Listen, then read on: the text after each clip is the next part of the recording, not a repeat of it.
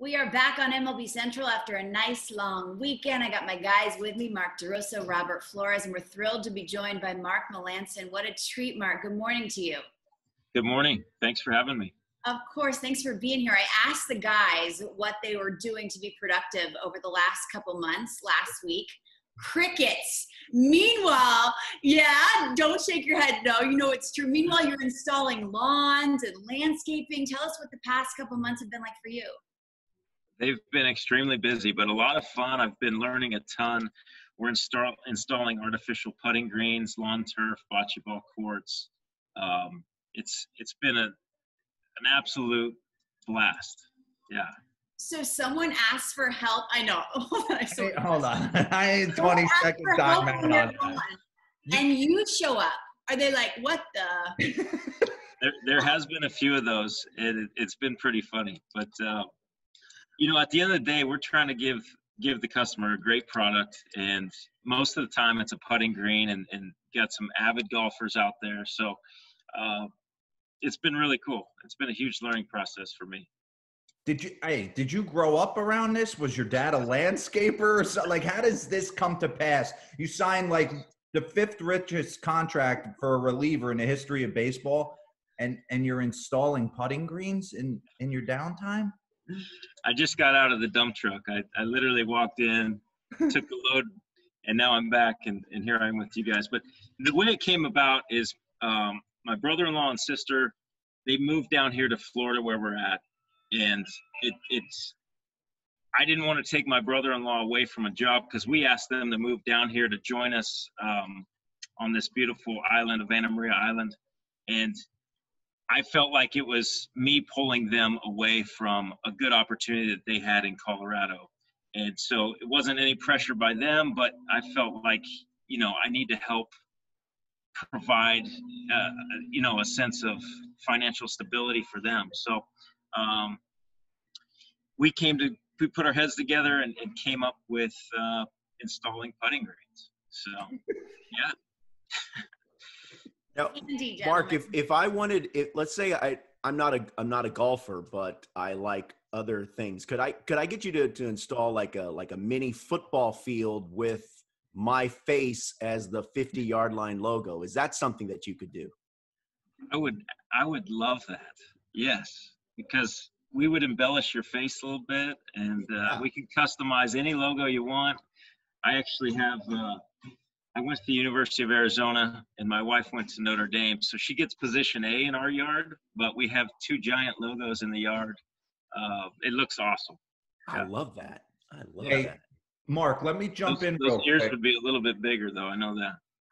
When you were playing with the San Francisco Giants, I remember reading an article of you like putting the outline of a home you were building, like in Mexico or something, in the outfield of AT&T. So you've always been like interested in this stuff, like landscape design and all this stuff going into it, right?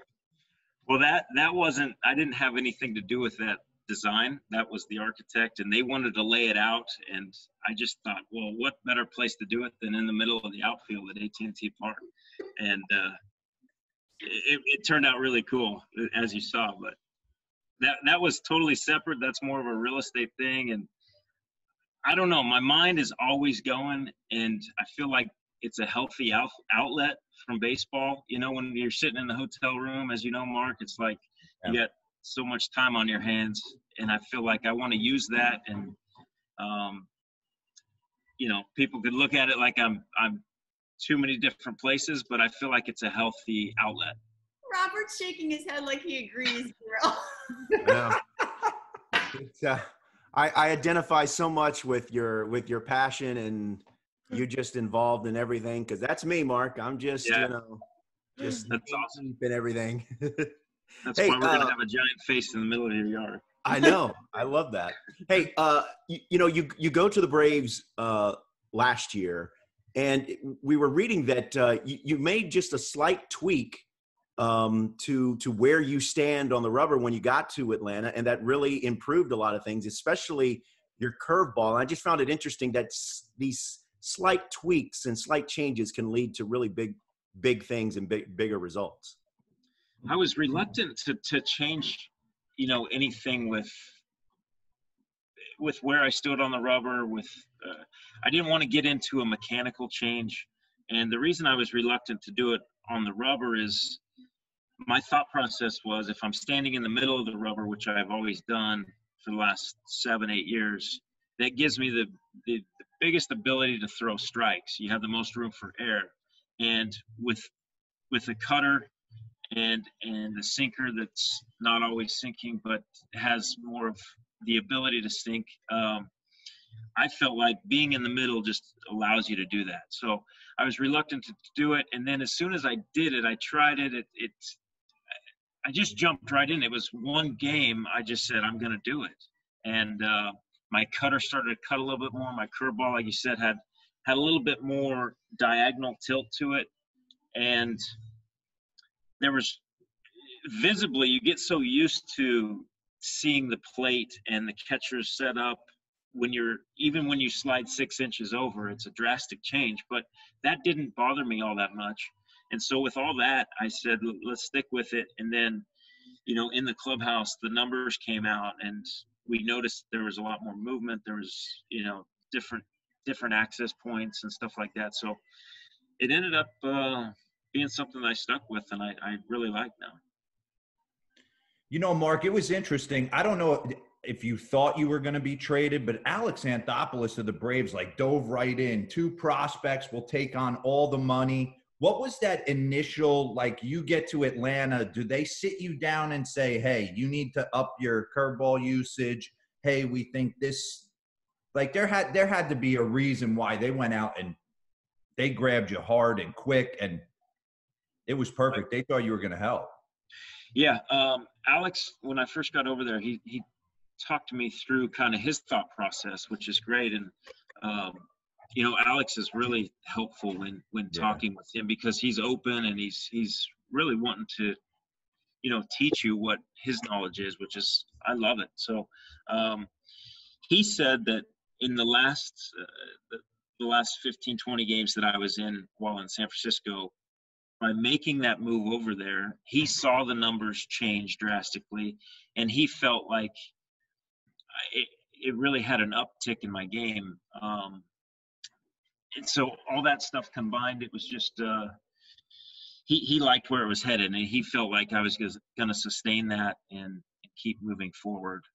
And when I got traded, it gave me a boost. And it's sometimes it's fun to just be in a different atmosphere. So I still remember your face right at the deadline when you got traded. All the cameras in your face, and you were just like, well, I didn't expect it, right down to the wire. Mark, since we have 2 guys who played for the Nats, the Giants, and the Braves, we thought we'd play a little rapid fire action. You can answer with DC, San Fran. First of all, time out. Why do people in San Francisco not like San Fran? They don't like it. Why? I don't know. I'm from all right, Jersey. DC, San Francisco, I won't say it, or Atlanta. Which city has the best breakfast spot? DC, San Francisco, or Atlanta, Mark Melancon? DC. Ooh, okay. Now you're talking my language, my town. D-Row? See, I would say San Francisco. There's a place called Stacks that I went to, and they remember me out there. That was my jam every morning. Best nightlife, DC, San Francisco, or Atlanta? I mean, you're 2 happily married men here. Right. Yeah. Atlanta. Okay, Atlanta. Toronto. With the save. Best city to have an off day in? I enjoy DC. I would say DC. You golf, but you got the whole Atlanta. Who asked you? Best golf courses, DC, San Francisco, or Atlanta? Well, you have Augusta near Atlanta. That's true. There's great golf everywhere, man. Yeah. I'm telling you. All right, last question. Pay attention. Have you played Augusta, by the way, Mark? I have not. Can we arrange that, please? You're asking me. I wish I had that kind of pull, D-Row. Best current baseball team. Mark Melancon first. DC. Atlanta Braves. Well, I mean, if we're being honest, it's the Nats. I mean, they are the defending They champ. are the reigning champs. So I would have to say it's the Nats right now. But Okay. my Fair. heart, I would have liked to seen a series with the Braves versus Nats last year. I would have liked to see that. Mark, if someone wants a football field with Robert's head on it, how do they get a hold of your company? You can just call me direct. No,